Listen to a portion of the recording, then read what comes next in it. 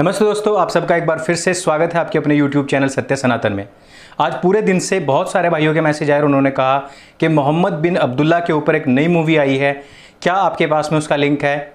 Link है, video भी है, लेकिन वो दूसरी भाषा में है। फिर भी मैं लिंक पिन कमेंट में आप लोगों को दे रहा हूँ। यह एक टेलीग्राम का ग्रुप है, इसमें यह लिंक आपको मिल जाएगा और वहाँ से आप सीधे मूवी को डाउनलोड करके देख सकते हैं। लेकिन इस ग्रुप में शामिल होने का एक नियम है कि आपको प्रतिदिन 10 मिनट दे करके सत्य सनातन की कोई भी जो भी आपको अच्छी वीडियो लगती हो समय दान दे करके अपने मित्रों के साथ में शेयर जरूर करनी है। जो भाई बहन हमारे सत्य सनातन के लिए 10 मिनट 24 घंटे में से 10 मिनट समय दान देना चाहते हैं वो आगे आएँ, क्योंकि हमें आपके धन की नहीं बल्कि आपके समय की आवश्यकता है। आप उसको डोनेट करें। और इस वीडियो में मैं आगे बढ़ूं उससे पहले मैं आपसे एक और विनती करना चाहता हूं कि YouTube का टर्म तो काफ़ी दिन पहले ही बदल गया था कि बेल आइकन में भी 3 बेल आइकन आते हैं, उसमें भी सबसे ऊपर का प्रेस करना होता है। तो प्लीज़ आप जाकर के अभी चेक कीजिए कि बेल आइकन में आपने कौन सा बेल आइकन प्रेस किया हुआ है अथवा नहीं, क्योंकि इसके बिना आपको नोटिफिकेशन नहीं पहुँचते हैं। और सत्य सनातन की जो मुहिम आगे आने वाले भविष्य के समय में बड़ी मुहिम बनने वाली है, उससे आप कहीं पर भी वंचित ना रहें। इस वजह से इस हेतु आप यह बेल आइकन प्रेस करें और अपने सभी मित्रों से इस चैनल को सपोर्ट करने के लिए अवश्य कहें।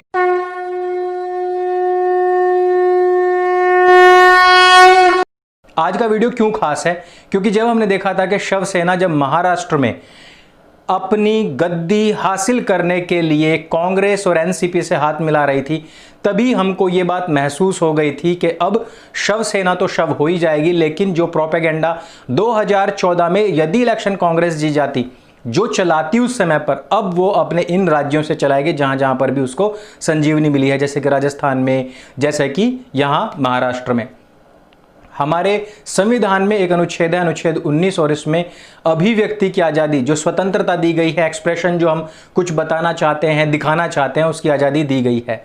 जब इस आज़ादी के तहत कॉमेडियंस हिंदू देवी देवताओं का अपमान करते हैं, जब फिल्मकार पीके जैसी मूवी में हिंदुओं की आस्थाओं को भंग करने हेतु शिव का बहरूप भरने वाले व्यक्ति को भगाते हैं, दुड़ाते हैं, मारना और पीटना सब कुछ दिखाया जाता है, जब घोल जैसी मूवी, जब लैला जैसी मूवी, सेक्रेड गेम जैसी मूवी, कृष्णा एंड हिज लीला जैसी मूवीज रिलीज होती हैं, तब इसको इंटेलेक्चुअल लेवल के लोग कहते हैं कि यह तो अभिव्यक्ति की आज़ादी है। लेकिन आज मोहम्मद बिन अब्दुल्ला पर एक इस्लामिक राष्ट्र ईरान ने ही एक मूवी बनाई है जो कि 5 साल पहले ही रिलीज हो चुकी थी। अब उसको अलग अलग भाषाओं में लाया जा रहा है, जो कि एक ग्लोबल मूवी है। इसको लेकर के महाराष्ट्र की शिवसेना में अचानक से प्राण उभर आए हैं और उसने ठाना है कि अब हम इस मूवी को हिंदुस्तान में बैन करा कर ही छोड़ेंगे। महाराष्ट्र की शिवसेना नीति जो सरकार चल रही है, उसके गृह मंत्री ने लेटर लिखा है केंद्र सरकार को और कहा है कि इसको जल्द से जल्द बंद कर देना चाहिए, यहां पर बैन कर देना चाहिए, आना ही नहीं चाहिए। रजा अकादमी ने भी यही कहा है कि इसके आने से दंगे भड़क सकते हैं, यानी कि भावनाएं तो आहत होंगी ही, लेकिन यहां पर वैमनस्य का भाव भड़क सकता है। और यदि हम इस रजा अकादमी की ही बात करें तो आपको याद होगा मुंबई के अंदर अमर ज्योति को तोड़ने वाले, हमारे सेना, हमारे पुलिस कर्मियों का अपमान करने वाले, उनको मारने पीटने वाले जो दृश्य हैं आप नहीं भूले होंगे। रजा अकादमी का उसमें बहुत बड़ा योगदान और हाथ रहा था।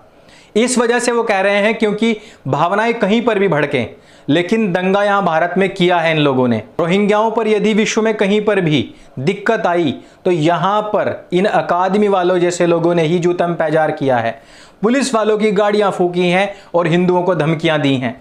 कहीं पर भी विश्व में कुछ भी हो जाए, लेकिन यहां भारतवर्ष में दंगे होने शुरू हो जाते थे। इस वजह से उस इतिहास को दोहराने हेतु आज ये धमकी भारतवर्ष को दी जा रही है। लेकिन यदि इसी महाराष्ट्र की हम बात करें, पालघर में 2 संतों की हत्या हुई थी, निर्मम हत्या, वो भी कैमरे के सामने। लेकिन उस पालघर के अंदर अब रिजल्ट क्या आया है? इस महाराष्ट्र की शिवसेना नीति जो सरकार है उसके अंडर में कहा जा रहा है कि ये किसी भी प्रकार से धार्मिक भावनाओं पर आधारित हमला नहीं था, बल्कि ये तो वहम में किया गया हमला था। और क्या वहम था? कि ये चोर थे। इतना भी किसी में वहम नहीं होता कि यदि कोई संत और जिसके की उम्र भी 70 से प्लस हो, जो कि संख्या में भी केवल 2 ही हों, ऐसे लोग पूरे गांव में डकैती भला कैसे डाल सकते हैं? जब वहां पर पुलिस थी, पुलिस भी उन लोगों को नहीं बचा पा रही थी, तो इसको कैसे मान लिया जाए कि केवल और केवल वहम की वजह से ही चला हुआ था?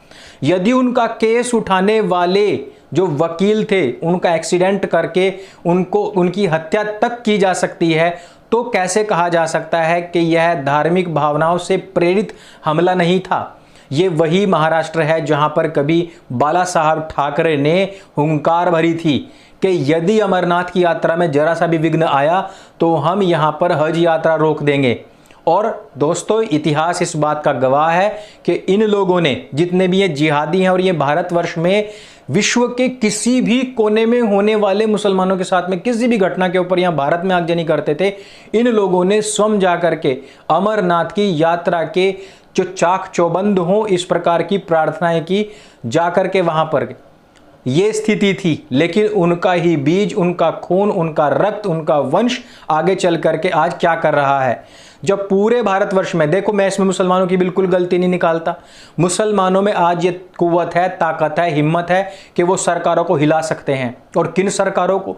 देखिए, अगर आज शिवसेना झुक रही है, अगर आज उसका गृह मंत्री लेटर लिख रहा है, तो ये मुसलमानों की बहुत बड़ी जीत है कि ये वो लोग हैं जिन्होंने मुसलमानों को सीधे टारगेट किया था कभी के समय में, जिन्होंने स्वयं खुद खड़े होकर के कहा था कि बाबरी मस्जिद विध्वंस करने में शिव सैनिकों का हाथ है। आज उनका गृह मंत्री कह रहा है कि फिल्म रिलीज नहीं होनी चाहिए। अरे फिल्म रिलीज नहीं होगी तो टेलीग्राम पर सबको मिल जाएगी, फिल्म रिलीज नहीं होगी तो वीपीएन से कहीं पर भी हम देख सकते हैं, डाउनलोड कर सकते हैं।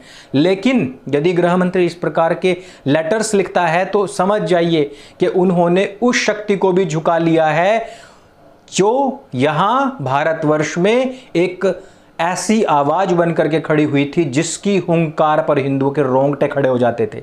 ऐसे बाला साहब ठाकरे के घर में ही इस प्रकार के फैसले ले जा रहे हैं कि इस फिल्म को तो बैन किया जाना चाहिए। इसी देश के अंदर, इसी महाराष्ट्र में ही क्या हिंदू देवी देवताओं की मजाक उड़ाने वाली फिल्में, कॉमेडी सीरियल्स या फिर स्टैंड अप कॉमेडियंस जो होते हैं वो गाली गलौच नहीं करते हैं? करते हैं।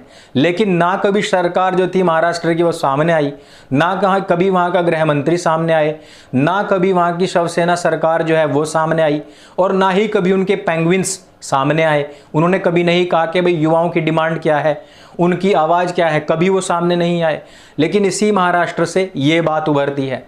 ये मुसलमानों की एकता, अखंडता और उनकी एक निष्ठता का परिणाम है कि किसी सरकार ने आकर के ये लेटर लिख दिया। हिंदुओं में हिम्मत कहाँ है, मैं ये पूछना चाहता हूं और मैं बताना चाहता हूं कि यदि उनकी आस्थाओं भले कितनी भी खंडित क्यों ना हो जाए, यहां पर तो गद्दी बचाने के लिए जितने भी कल्ट गुरु बने हुए हैं वो सारे के सारे तनातनी करने लग जाते हैं। आपसी लड़ाई में मथुरा वृंदावन में 2 लोगों के बीच में लड़ाई होती है, उस लड़ाई को, जो लाइब्रेरी में लड़ाई हुई थी, उस लड़ाई को ये कह करके हिंदुओं ने प्रचारित और प्रसारित किया कि इस पर देखिए मुसलमानों ने हमला कर दिया था। ये स्थितियां हैं कि ताला मैं खोलूंगा तुम खोलोगे। यदि यही सब कुछ चलता रहा तो तुम्हें तो खैर, तुम्हारी आस्थाओं को तो हम भूल ही जाएं तो ज़्यादा ही बेहतर है। कोई भी बचाने वाला नहीं है, क्योंकि अपनी आस्थाओं की रक्षा, संरक्षा एकजुटता में होती है।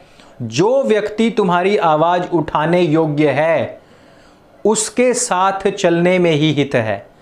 राजनीतिक लाभ हानि को देख करके वक्तव्य बदलने वाले लोगों के पीछे जब तक हिंदू चलता रहेगा, इसी प्रकार से मार खाता रहेगा। मैं एक बार फिर से दोहरा दूं कि आप सभी से मेरी फिर से विनती है कि आने वाले समय में सत्य सनातन बहुत बड़ा इनिशिएटिव लेने वाला है।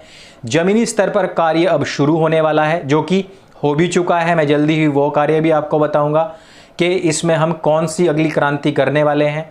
आप लोग हमारे साथ जुड़िए। 10 मिनट प्रतिदिन सत्य सनातन की जो कोई भी वीडियो आपको अच्छी लगती हो अपने सब ग्रुप्स में शेयर कीजिए। बेल आइकन को प्रेस करना है आपको ताकि सभी नोटिफिकेशंस तुरंत पहुंच जाएं। क्रांति आज की जो है वो सोशल मीडिया से चलती है। सोशल मीडिया पर आपका एकाधिकार जब तक नहीं होगा, अपनी आवाज़, वो आवाज़ जो कि पूरा जो मेन स्ट्रीम मीडिया है और प्रिंट मीडिया है वो नहीं उठाता, उसको उठाने वाले प्लेटफॉर्म्स जब तक हम क्रिएट नहीं करेंगे, उनको सपोर्ट नहीं करेंगे, तब तक हम कभी भी इस तरीके की उम्मीद नहीं कर सकते कि कोई हमारी आवाज़ उठाएगा और हमारी आवाज़ उठाने पर उस पर तुरंत ही कार्रवाई की जा सकती है। ये कार्रवाई होगी आपके एकजुट होने से, और उसी के लिए मैं आपसे आह्वान बार बार कर रहा हूँ। इस वीडियो में सिर्फ इतना ही। मेरे संग बोली सत्य सनातन वैदिक धर्म की जय। जय हिंद, वंदे मातरम।